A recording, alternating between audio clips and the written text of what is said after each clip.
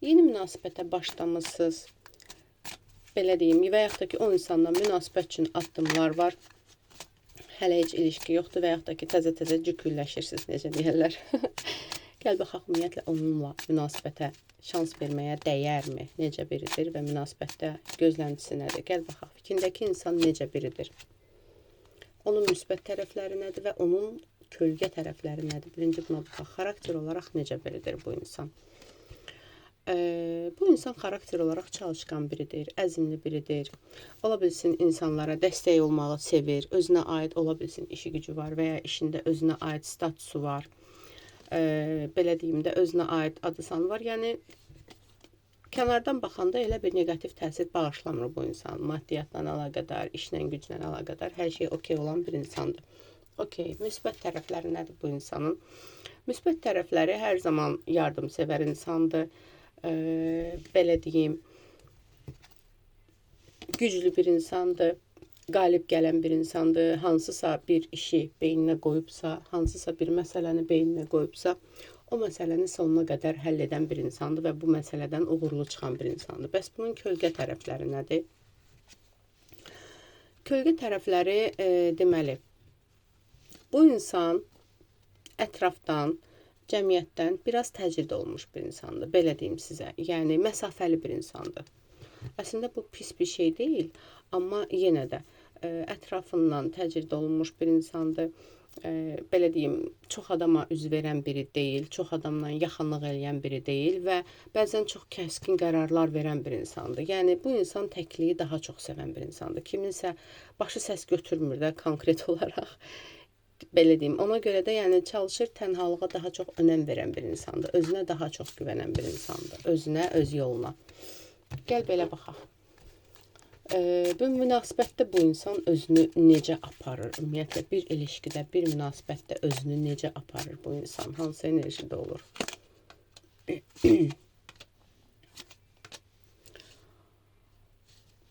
Bu insan üçün bir insanın keçmişi çox önəmlidir.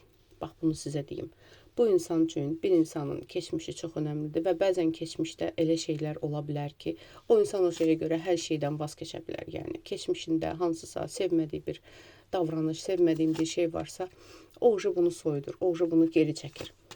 Ümumiyyətlə, bundan əvvəlki münasibətlərində necə o aparıb özünü, necə davranıbdır, hansı enerjide olubdur?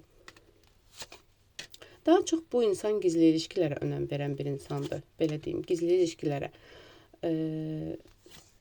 Və anidən, belə deyim də, kəskin qərarlar verən bir insandır. Belə deyim sənə, kəskin qərarlar, bir ilişkidə, bir münasibətdə kəskin qərarlar verən bir insandır. Tamam, gəl baxaq. Bu insanın sənə qarşı fikri nədir? Sənə qarşı fikri, niyyəti nədir? Bu münasibətdən gözləntisi nədir? Gəl buna baxaq. Fikri nədir sənə qarşı? Bu insan səni keçmişdə hansısa bir sıxıntı, bir problem yaşamış bir olaraq görür. Ola bilsin sənin həyatında ayrılıq olubdur və ya boşanma olubdur, hər nəsə olubdur.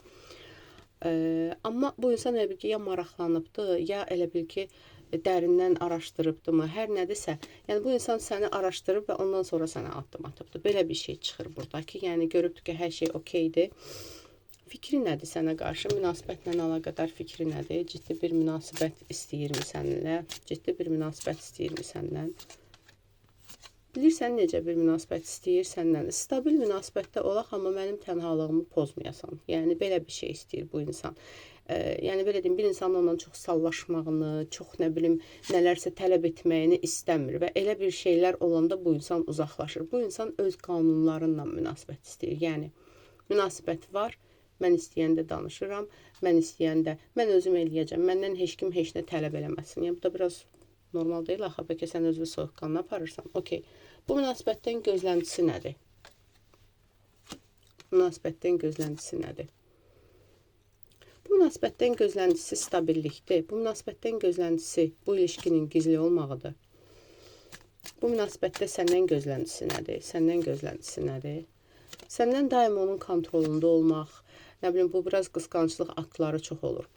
Daima onun kontrolunda olmaq, daima onu sevməyə dəstək olmaq və yenə deyirəm, onun üstünə çox düşməmək. Yəni, sən mənim üstümə düşmə, mən özüm hər şeyi həll eləyəcəm. Yəni mən necə qarışıq davranım, sən orada yerində qal. Bil ki, mən varam, münasibətimiz var. Yəni biraz maraqlı gəldi. Hər nəysə, gəl baxaq. Bu münasibət ümumiyyətlə sənin üçün xeyirlidirmi? Bu münasibət sənin üçün xeyirlidirmi? O insanla münasibət sənin üçün xeyirlidirmi?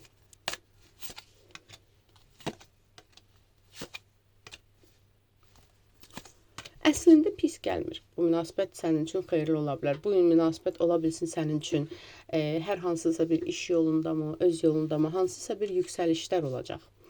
Amma biraz sənin azadlığın, biraz sənin gücünün itirdiyini görəcəksən. Yəni belə deyim, bu insanla münasibətdə olmaq üçün bəzi şeylərdən vaz keçməli olacaqsan. Bəzi şeylərdən. Ola bilsin bu münasibətin gələcək potensialından, bu münasibətin daha irəli bir yerə getməyindən, bəzi şeylərdən bu insanla birlikdə vaz keçməli olacaqsan.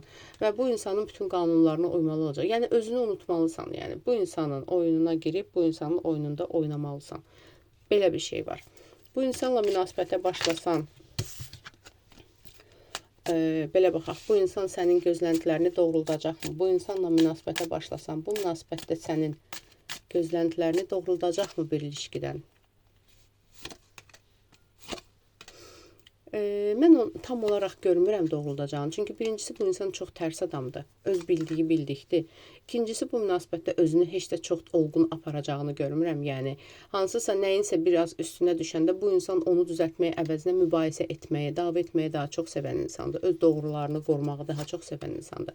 Gəl-getdi bir ilişki olacaq bu insanla münasibətə başlasan. Belə bir şey var. Bu münasibətə başlasan, bu insan sənə bu münasibətdə necə davranacaq bu münasibətdə?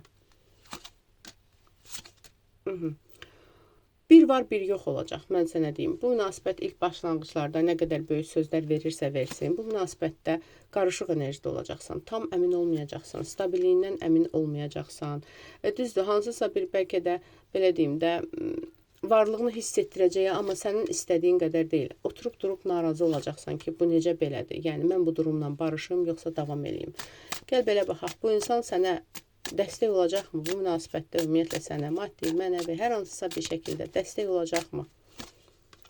Heç bir dəstək olmayacaq, mən sənə deyim ki. Bu insan prosto deyir ki, mən varlığıma şükür elə.